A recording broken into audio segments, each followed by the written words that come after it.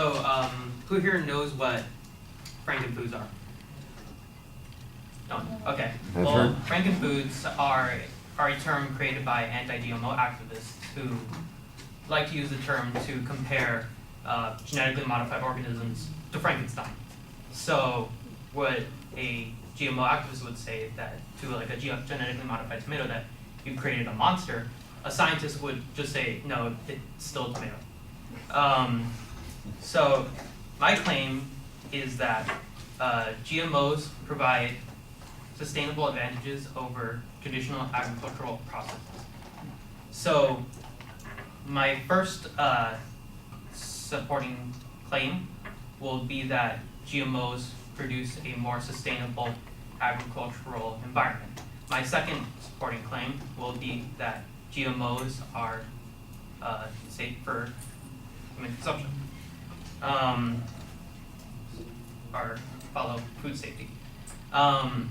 So they provide a sustainable agricultural environment by harming the agricultural environment less than traditional agricultural practices. For example, plowing is a process done by a machine that digs up a lot of the weeds that crops produce. According to Wayne Parrott, who works in the Department of the University of Georgia, who works in the Department of Crop Science in the University of Georgia, he says that farmers are plowing a lot less than they used to, which again is the worst thing you could do for a crop, because the GMO produces crops that no longer grow weeds, which reduces fossil fuels by 1,700 gallons per 500 acres, and reduces soil erosion by 70%, and it improves water quality and soil by reducing wind erosion, dust, runoff, and emission. Another thing they also do is create pesticide insect-resistant crops. So those crops are given Bt cotton, which is a GMO. This is a gene that is given to GMOs to be insect resistant.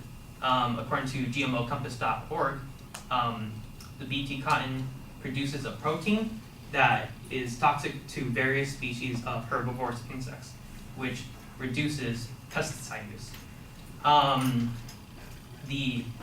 My second point is that the risks to biodiversity caused by GMOs are simply untrue. According to Iowa Public Television, the biodiversity scientists did a study. Biodiversity did not suffer. In fact, they compared it to a field of crops with GMO grown crops and a field of crops with conventional grown crops, and found that biodiversity did not suffer. In fact, the only thing they found was a slight hint of GMO or gene flow, which is when genes pass on to another crop. But scientists said that this was not an issue because there is no evidence that GMOs are unsafe. In fact, they just suggested that farmers grow more crops, more different varieties of crops. They are also cost efficient. According to Capital Press, by not using as much man labor and pesticide and herbicides, they have dropped from $60 an acre of herbicides to $11 an acre, and have dropped from $60 of man labor to $0 man labor, since it's practically unneeded, and have also the total revenue from that is about $22 million for a benefit for the farmers and people who work with them. My second point is that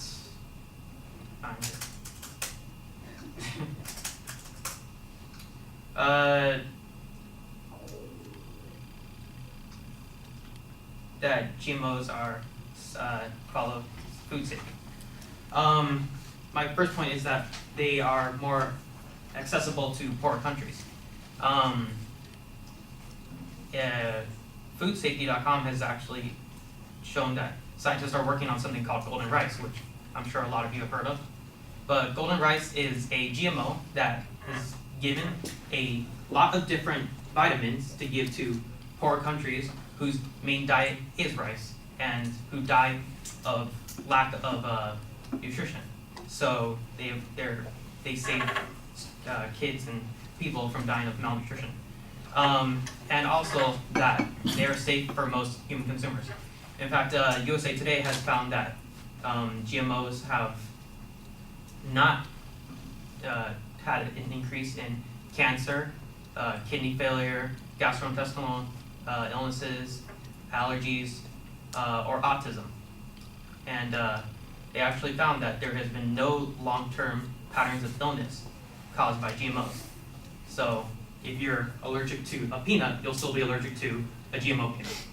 So in conclusion, GMOs provide advantages over traditional agriculture by being sustainable and by being safe for consumers. Thank you.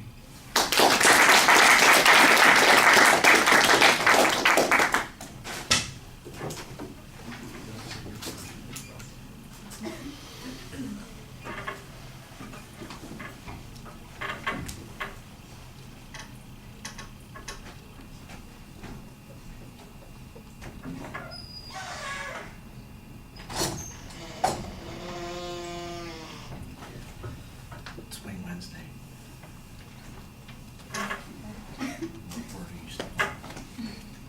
Did you say it's Wednesday? It's Wing Wednesday. I thought you said Wednesday. She said Wednesday.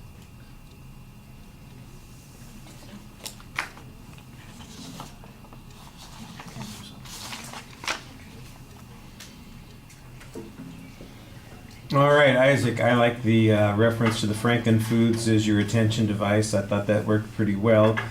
You might also make reference to some of the speeches that we heard in class the other day where there were charges that GMOs are perhaps unsafe. And that explains why there is a controversy on this particular subject. I don't think that anybody doubted that there is some dispute on these issues. Having been in this classroom and having heard what you said and having heard what we said the other day. So I think you're doing pretty well on that. The proposition is clearly identified. You have a good layout of what the supporting points are going to be. It sounded at first like there was going to be a third point, but then a third point never really develops. It's just the 2 points that you have, which is fine as long as they are sustainable. Like the agriculture, it needs to be sustainable as well. All right.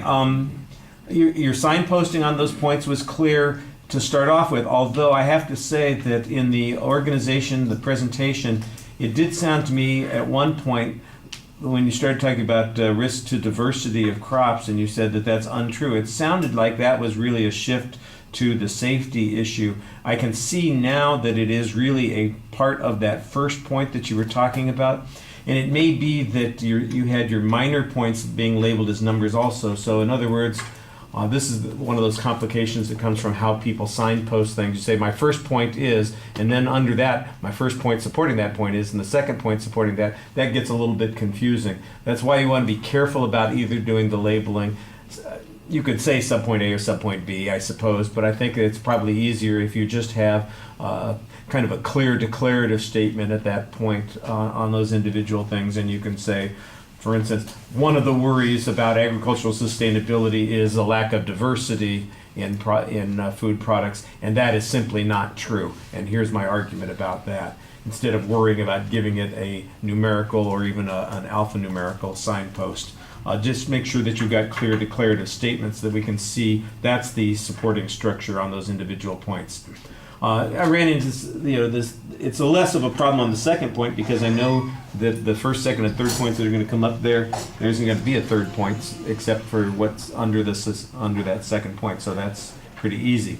You did a good job, I think, providing evidence for the most part. Everything seemed relatively sound. I do think that the USA Today evidence is probably a secondary source. They didn't conduct their own research. They're just citing research that somebody else has presented, and it would always be better to go to the primary source there. I understand sometimes when you want to use a generic piece of information like that that covers a lot of territory because it's simpler, if this was a refutation speech and you were addressing a particular claim that somebody had made about the problems of GMOs, I'd say that your evidence would be insufficient there, especially if they presented a scientific source making those arguments. But because your argument is really a more general kind of argument about the safety of the issue, and you're kind of at the start of that process, I don't want to put it in the context of refuting an argument at this particular point. I think it's acceptable, and you did a pretty good job citing all of the sources for the most part. The presentation is fine. I didn't see anything that was, draws any main criticism. I thought it's paced pretty well. I like the summary at the end. I think people have been listening to me. I appreciate that, because I think the summaries really do help people, remind people, here's the point we're making at the end. And when you can summarize what your argument is at the end, it also enhances your credibility, because it's like, I know what I'm talking about, folks. Here it is, just plain and simple, and everybody can follow it. So I think you guys are doing a good job on that. All right. That takes care of that. Now, I'm sitting here with a vacant spot in front of me because I have no evaluation forms, no outlines, that sort of thing. My question